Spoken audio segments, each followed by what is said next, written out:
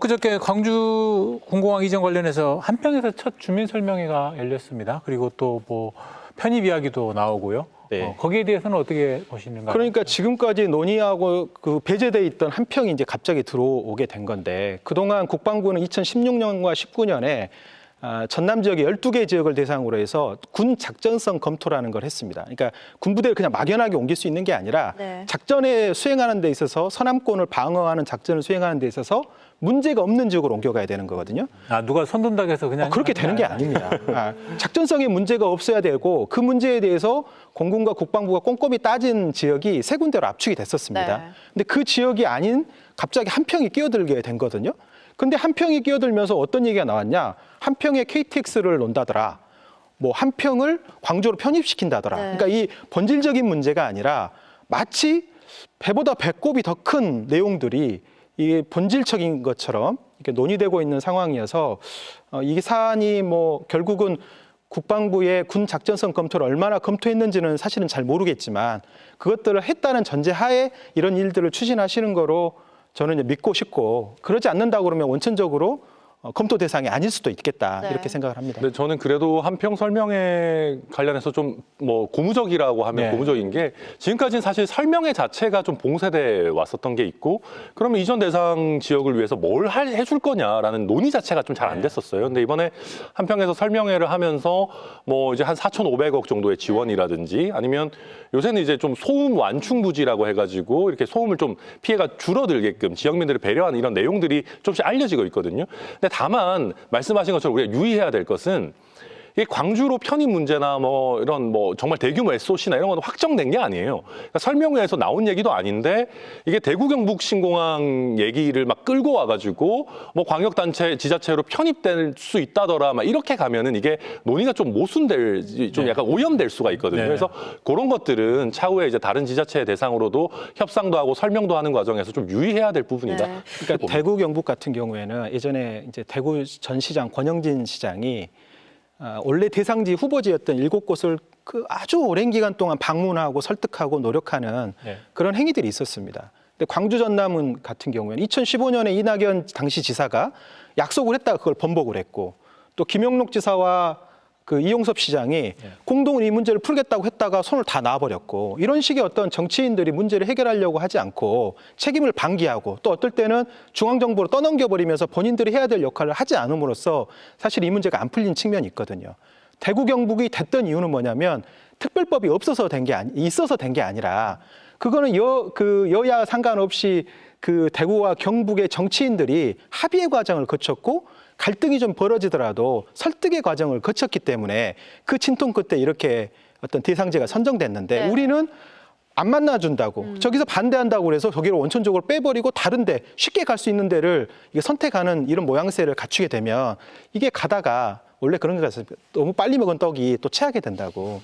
그래서 본질적인 문제가 아닌 걸 가지고 네. 하다 보면, 이번에 김영록 지사도 반대 의견을 내셨더라고요. 네. 엊그제 한평이 광주로 편입되는 문제는 이건 네, 본질적인 네. 문제가 아니다라고 얘기하셨는데, 마치 이게 혐오 시설을 떠넘기고 거기에 따라는 뭔가 혜택을 주는 방식으로 이 문제가 접근되게 되면 절대로 성공하기가 쉽지가 않겠다. 그런 측면들을 좀 알아야 될 것 같습니다. 네, 한평의 경우 이제 이전과 그래도 다른 모습으로 되기 때문에 좀 긍정적인 부분을 좀 평가하는 부분이 있다라고 말씀을 해주셨는데, 기존에 이제 이전 후보지가 거론됐던 곳들의 반대 여론이 거셌던 이유를 보면 또 아무래도 인센티브가 부족했기 때문 아닐까라는 생각이 저는 들기는 정보가 하는데요. 제대로 전달되지 못한 측면도 있다고 아. 합니다. 과하게 오해하고 있는 측면들이 있습니다. 예. 그 이유는 뭐냐면 광주가 과하게 밀어내는 것처럼 비춰지니까 아무리 좋은 얘기를 해도 그렇게 좋은 거면 니들이 갖고 있지 왜 우리한테 떠넘기냐, 이렇게 받아들인단 말이에요.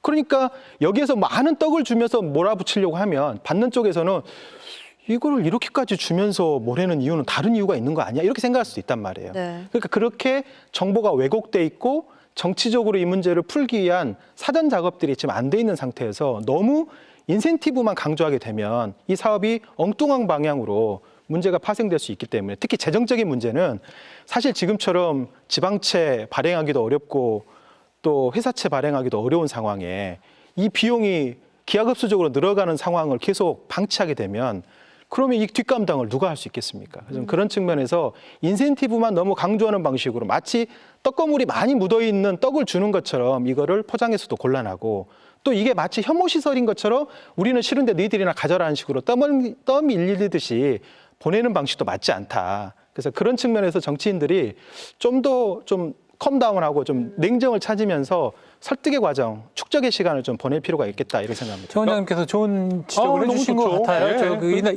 이낙연 지사 때부터 함께 한다고 했거든요. 사실은 저도 이제 기억을 하는 게 그래서 정치적 그 리더십을 발휘할 사람들이 자꾸 여론에 숨고 뭐 중앙정부 뒤로 숨고 하는 그런 모습을 보였던 건 사실이었던 것 같습니다. 그렇죠. 사실 제가 이제 고향이 대구다 보니까 네. 대구공항 이전 관련해서도 과거에 이제 이 스토리들을 좀 보면요. 그러니까 정치인들이 사실은 좀 꾸준한 관심을 가져야 되는 겁니다. 사실은 대구 동구가 지역구인 유승민 전 의원 같은 경우는 자기는 이거 이전 성사시키겠다 해가지고 굉장히 이른 시기부터 국방위에만 주구장창 갔습니다. 사실 국방위 의원들 별로 안 가고 싶어 하거든요. 가봤자 뭐 떨어지는 것도 없고 예산도 별로 없고 이래가지고.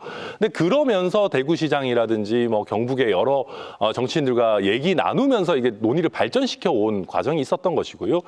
근데 이제 지금 논의 제가 봐도 약간 지역민들 입장에서는 좀 딴 나라 얘기 같이 들릴 수 있겠다 싶은 게 이게 약간 돈을 재원을 뭐 전남도나 광주시가 부담할 거냐 아니면 중앙정부가 부담할 거냐 이런 논의에만 굉장히 네. 공급자 중심의 사고로 우리가 이걸 얘기를 하고 있어요.